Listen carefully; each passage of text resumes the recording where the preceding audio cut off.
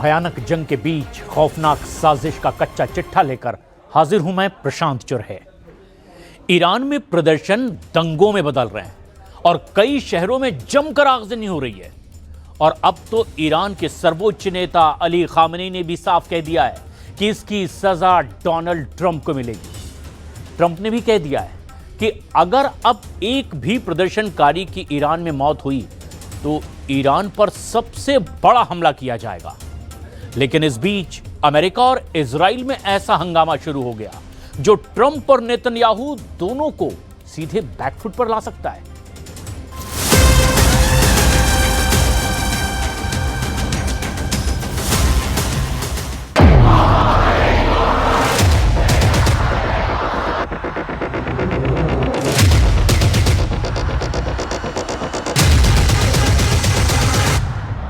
Khamenei न Moscow में हैं, न बीजिंग में।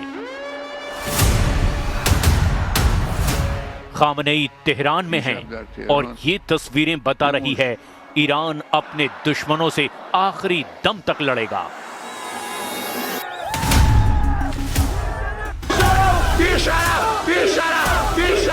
इसमें कोई शक नहीं कि आर्थिक बदहाली को लेकर ईरान में प्रदर्शन इस गहराई तक पहुंचने की कोशिश में है कि तख्ता पलट हो जाए।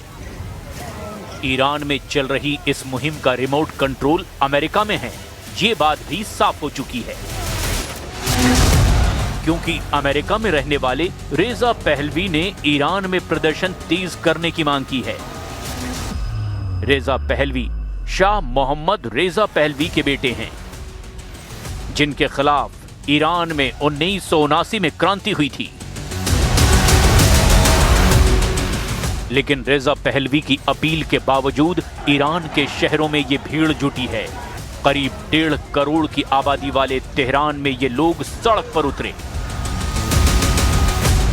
अब देखिए ईरान के एक और शहर इस्फान का ये मजमा।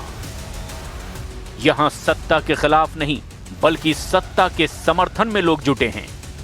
खामनेई और उनके लीडरशिप को ये तस्वीरें बूस्टर डोज दे रही हैं।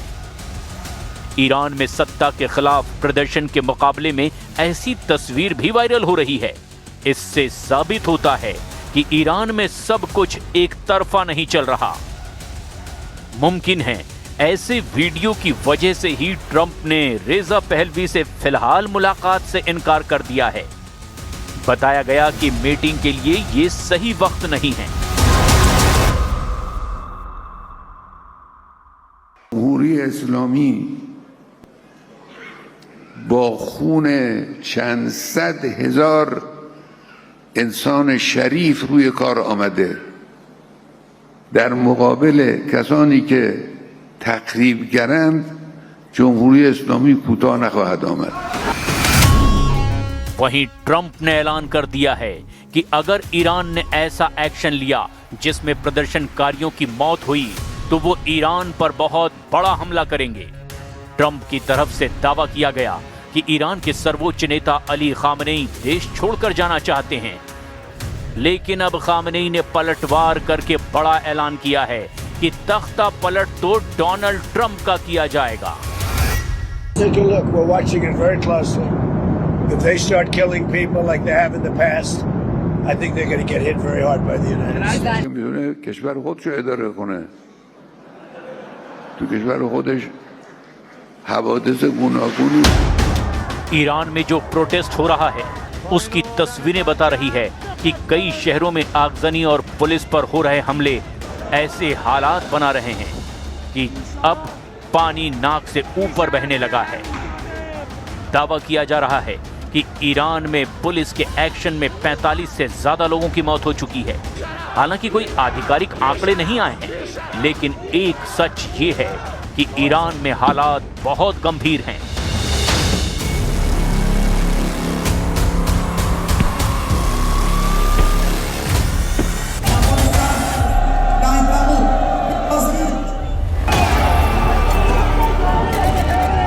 ईरान में प्रदर्शन, इजराइल में प्रदर्शन, अमेरिका में प्रदर्शन। नेतन्याहू और डोनाल्ड ट्रंप ने जिस गुस्से को ईरान की हुकूमत के खिलाफ इस्तेमाल किया, अब वैसा ही गुस्सा इजराइल और अमेरिका में भड़क चुका है। देखिए कैसे यरूशलेम में यरेदी यहूदियों के प्रदर्शन के दौरान इजराइल के एक बस ड्राइवर ने 14 साल के बच्चे को कुचल डाला और 3 बच्चों को जख्मी कर डाला। ये प्रदर्शन नेतन्याहू सरकार के खिलाफ हो रहा था। हजारों यरेदी यहूदी सड़क पर मौजूद थे कि तभी एक बेकाबू बस भीड़ में घुस गई और फिर ये हुआ।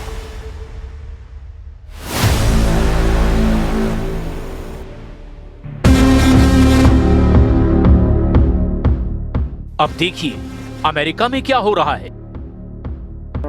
अमेरिका के मिनियापोलिस शहर में एक महिला की मौत के बाद ऐसा बवाल मचा, इसमें डोनाल्ड ट्रंप बुरी तरह से घिर चुके हैं। महिला को गोली मारने के खिलाफ हजारों लोग मिनियापोलिस की सड़कों पर उतर आए क्योंकि महिला की मौत के लिए आईसीई विभाग को जिम्मेदार बताया जा रहा है, जिसे ट्रंप ने अवैध इमिग्रेशन पर काबू पाने के लिए बहुत मजबूत बना दिया है। अमेरिका की पब्लिक का गुस्सा व्हाइट हाउस तक पहुंच चुका है। गुस्सा ट्रंप पर फूट रहा है। ट्रंप को हटाने की मांग की जा रही है। अमेरिका की पब्लिक इसीलिए भड़की है क्योंकि ट्रंप के सबसे एक्टिव डिपार्टमेंट के अफसर ने एक महिला की सरेआम गोली मारकर हत्या की है। अमेरिका में 37 साल की रेडी गुड को आईसीई विभाग के अफसर ने गोली मारी। रेडी गुड की मौत की तुलना अब ईरान में महसा अमीनी की मौत से की जा रही है। 2022 में महसा अमीनी की मौत का इल्जाम ईरान के पुलिस पर लगा था। वजह हिजाब ना पहनना बताया गया। अब अमेरिका में रेनी गुड की मौत ने महसा अमीनी जैसा गुस्सा ट्रंप के खिलाफ भड़का दिया है।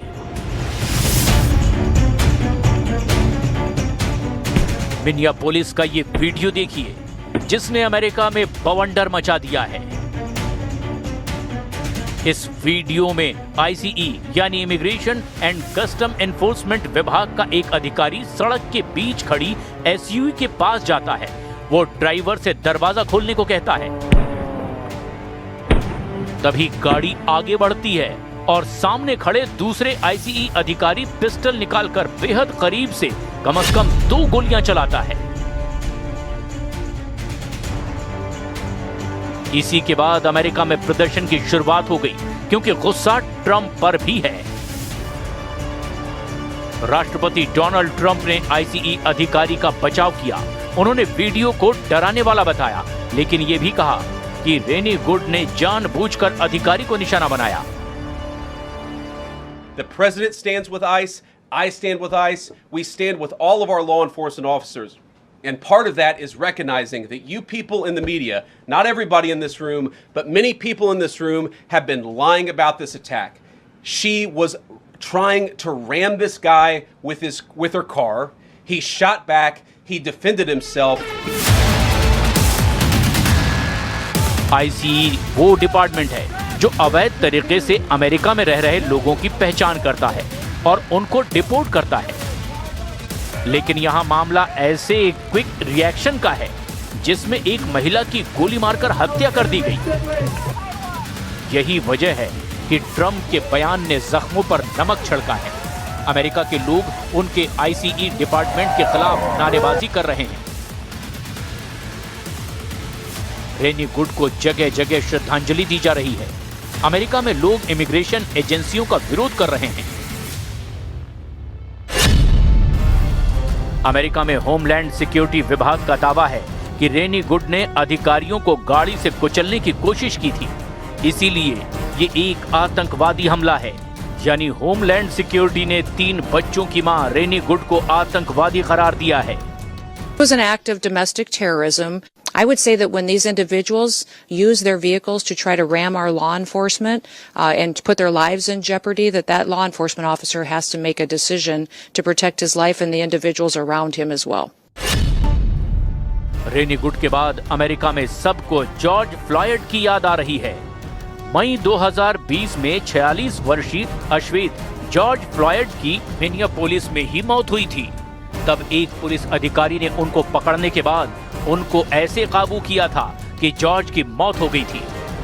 पुलिस अधिकारी की ये तस्वीर जिसमें वो जॉर्ज की गर्दन पर अपना घुटना रखकर सवार है, इसने पूरे अमेरिका में कोहराम मचा दिया था और तब ब्लैक लाइव्स मैटर मुहिम ने पूरे अमेरिका को जकड़ लिया था।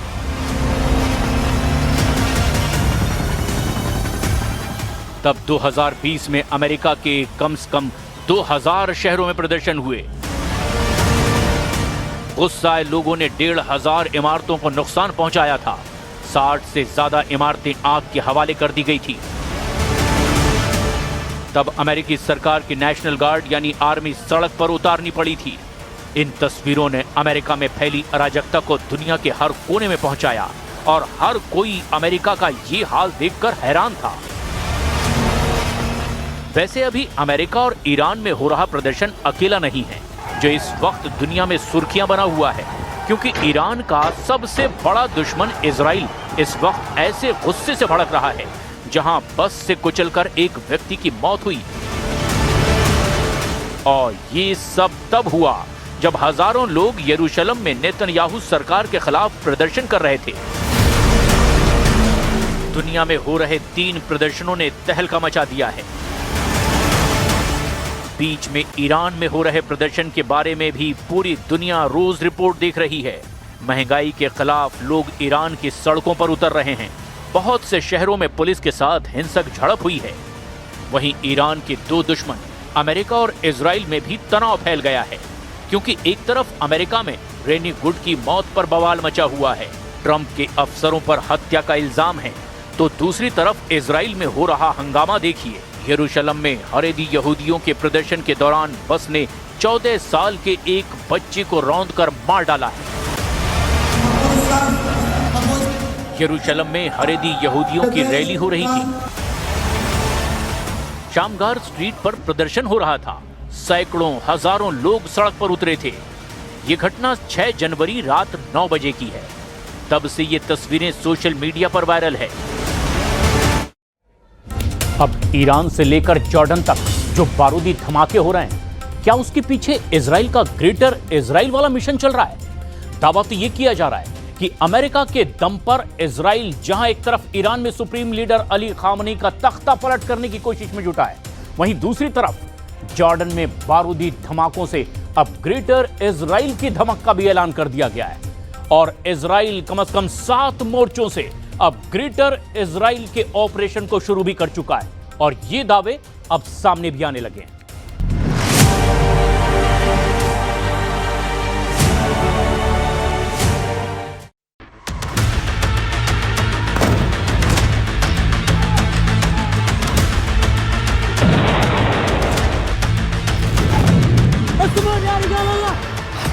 पांच 500 किलोमीटर में इजरायली धमाके, ईरान से जॉर्डन तक कोहराम।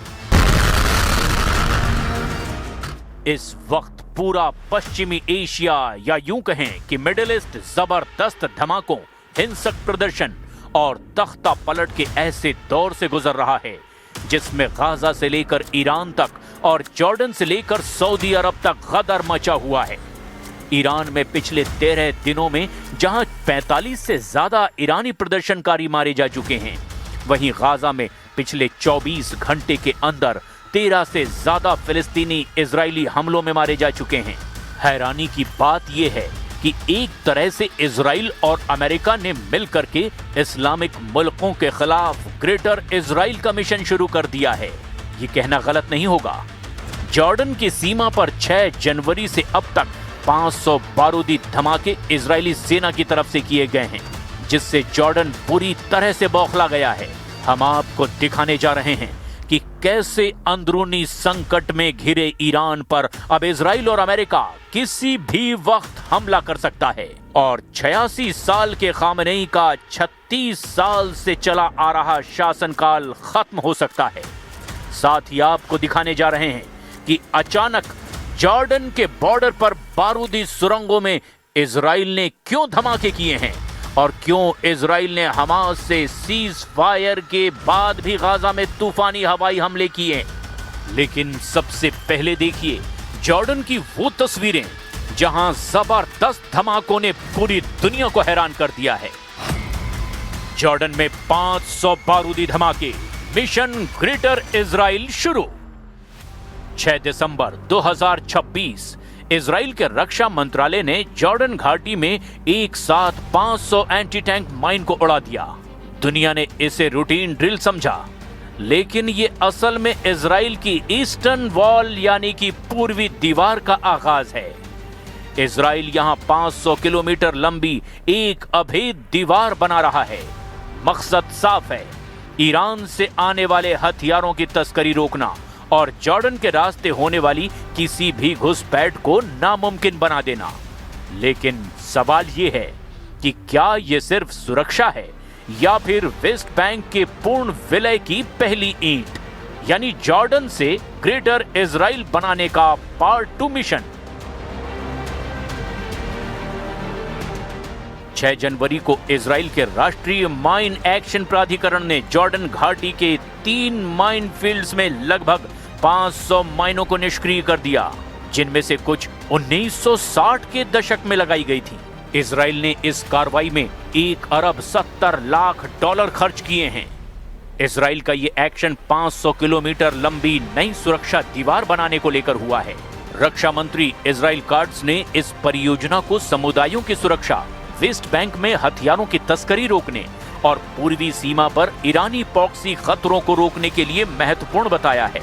दिसंबर 2025 में इजराइल के रक्षा मंत्रालय ने जॉर्डन के साथ सीमा पर एक दीवार के निर्माण की शुरुआत की घोषणा की थी। मंत्रालय ने कहा कि निर्माण का उद्देश्य राष्ट्रीय सुरक्षा और पूर्वी सीमा की रणनीतिक निगरानी को और ज्यादा मजबूत करना है। लेकिन कुछ लोग इस कार्रवाई को ग्रेटर इजराइल से जोड़कर देख रहे हैं। कुछ लोगों का मानना है कि इजराइल धीरे धीरे गाजा से लेकर ईरान तक ग्रेटर इजराइल के सपने को पूरा करने में लगा हुआ है। गाजा का 90% से बड़ा इलाका इस वक्त इजराइल के कब्जे में आ चुका है और खबर यह है कि ट्रंप ने भी गाजा को ट्रम्प गाजा बनाने का रास्ता साफ कर दिया है। यानी ग्रेटर इजराइल के नक्शे में गाजा पहले ही पूरी तरह से दिखाया गया है, जिस पर इजराइल 90% से ज्यादा इलाके पर कब्जा कर चुका है। अब आप ये भी जान लीजिए कि इजराइल के ग्रेटर इजराइल मिशन में कौन कौन से देश शामिल हैं। ग्रेटर इजराइल का मिशन एक वैचारिक और धार्मिक दृष्टिकोण माना जाता है, जिसका मकसद इजराइल की सीमाओं को उसके वर्तमान स्वरूप से कहीं ज्यादा विस्तारित करना है। धार्मिक और चरमपंथी विचारधारा के मुताबिक ग्रेटर इजराइल की सीमाएं नील नदी यानी मिस्र से फरात नदी इराक तक मानी जाती हैं। इस नक्शे में बहुत बड़ा इलाका शामिल है। ग्रेटर इजराइल में पूरा इजराइल और फिलिस्तीन भी शामिल है, यानी इजराइल के साथ साथ पूरा गाजा और वेस्ट बैंक का ग्रेटर इजराइल में विलय करने का मिशन है, जिस पर इजराइल तेजी से अमेरिकी समर्थन के जरिए कब्जा करने का प्लान बना रहा है। हैरानी की बात तो ये है कि ग्रेटर इजराइल में पूरे जॉर्डन देश को भी शामिल करने का मिशन है, जिसकी वजह से इजराइल और जॉर्डन के बीच तनाव बना रहता है। लेबनान और सीरिया के दक्षिण और मध्य हिस्से में भी ग्रेटर इजराइल का हिस्सा बनाने का प्लान है, जिसकी वजह से सीरिया और लेबनान की कट्टर दुश्मनी इजराइल से लंबे वक्त से चली आ रही है। यहाँ तक कि इराक के पश्चिमी हिस्से में यानी फरात नदी तक ग्रेटर इजराइल में इलाका जोड़ने का मिशन है। इसी तरह से मिस्र के सिनाई प्रायद्वीप को भी ग्रेटर इजराइल में मिलाने का प्लान है, जबकि सऊदी अरब के उत्तरी हिस्से यानी मदीना के पास तक ग्रेटर इजराइल बनाने का प्लान है, जो कि हैरान करने वाला इजरायली मिशन लगता है। डोनाल्ड ट्रंप और बेंजामिन नेतन्याहू की जोड़ी मध्य पूर्व की राजनीतिक नक्शे को फिर से बनाने में जुटी है। अभी ट्रंप के कार्यकाल को 2 साल होने वाले हैं, यानी अगले 2 साल तक ट्रंप इतना चाहते हैं कि गाजा से लेकर ईरान तक ग्रेटर इजराइल की रूपरेखा बन जाए और नेतन्याहू सरकार का लक्ष्य वेस्ट बैंक की बस्तियों को आधिकारिक तौर पर इजराइल का हिस्सा बनाया जाए। ट्रंप के विजन में गाजा को एक आर्थिक हब के रूप में विकसित करना शामिल है, लेकिन इजराइल के सुरक्षा नियंत्रण के तहत अमेरिका ऐसा करना चाहता है। इसके अलावा ईरान को अलग थलग करना भी इसका मकसद है। और इसका असर इस वक्त ईरान में चल रहे हिंसक प्रदर्शनों में साफ साफ देखा जा सकता है। इस वक्त ईरान के 31 में से 28 प्रांतों में हिंसक प्रदर्शन चल रहे हैं, जिसकी वजह से 36 साल से 86 साल के ईरानी सुप्रीम लीडर अली खामनेई के शासन पर सीधा खतरा मंडराने लगा है। और खबर यह है कि इजराइल और अमेरिका के सैकड़ों एजेंट पूरे ईरान में एक्टिव हैं, जो ईरान को खामनेई के तख्ता पलट की आग में झोंक चुके हैं। अब तक 45 से ज्यादा ईरानी हिंसक प्रदर्शन में मारे जा चुके हैं। राजधानी ईरान में जबरदस्त आगजनी ने खामनेई की ईरान पर कमजोर पड़ती पकड़ को उजागर कर दिया है। अगर ईरान की सत्ता और शासन पर 44 साल से सख्त पकड़ रखने वाले खामनेई के शासन का अंत हुआ, तो निश्चित रूप से इससे यहां अमेरिका को जबरदस्त फायदा होगा। तो वहीं दूसरी तरफ इजराइल के मिशन ग्रेटर इजराइल को जबरदस्त ताकत मिलेगी। ממשלת ישראל, מדינת ישראל והמדיניות שלי, אנחנו מזדהים עם המאבק של העם האיראני, עם השאיפות שלו לחופש ולחירות ולצדק, וייתכן מאוד שאנחנו עומדים ברגע שבו העם האיראני לוקח את גורלו בידו. اقداماتی یا اظهاراتی که امثال نخست وزیر رژیم صهیونیستی یا برخی از مقام‌های رادیکال آمریکایی، مقام‌های تندرو آمریکایی در رابطه با مباحث داخلی ایران مطرح می‌کنند در قاموس بین‌الملل چیزی نیست جز ترغیب به خشونت، ترغیب به تروریسم، ترغیب به आदमकशी। इजराइल इस वक्त ग्रेटर इजराइल को लेकर कोई कोर कसर नहीं छोड़ रहा। खबर यह है कि ईरान के साथ साथ लेबनान में भी इजरायली एजेंटों ने जबरदस्त गदर मचा रखा है। इजरायली रक्षा बल का कहना है कि उसने लेबनान के कई इलाकों में हिजबुल्लाह के ठिकानों पर हमले किए हैं, जिसकी वजह इन गुटों के द्वारा युद्ध विराम समझौते का लगातार उल्लंघन है। इधर गाजा से खबर आ रही है कि इजराइल ने गाजा में ताजा हमलों में 13 से ज्यादा फिलिस्तीनियों को मार दिया है। हैरान करने वाली बात तो ये है कि 10 अक्टूबर 2025 से इजराइल और हमास के बीच सीज फायर हो चुका है, लेकिन इसके बावजूद 10 अक्टूबर 2025 से दिसंबर 2025 के आखिर तक इजराइल की तरफ से छोटे बड़े 900 से ज्यादा सीज फायर उल्लंघन के दावे किए गए। अब तक गाजा में ही 71,395 से ज्यादा लोग मारे जा चुके हैं। कुल मिलाकर इजराइल का mission greater Israel middle east में कोहराम मचा रहा है और इस वक्त इसकी आग में गाजा और ईरान और साथ ही लेबनान भी धू धू कर जल रहा है। ईरान में तो अमेरिका और इजराइल किसी भी वक्त हमला कर सकते हैं, ऐसे संकेत साफ मिलने लगे हैं।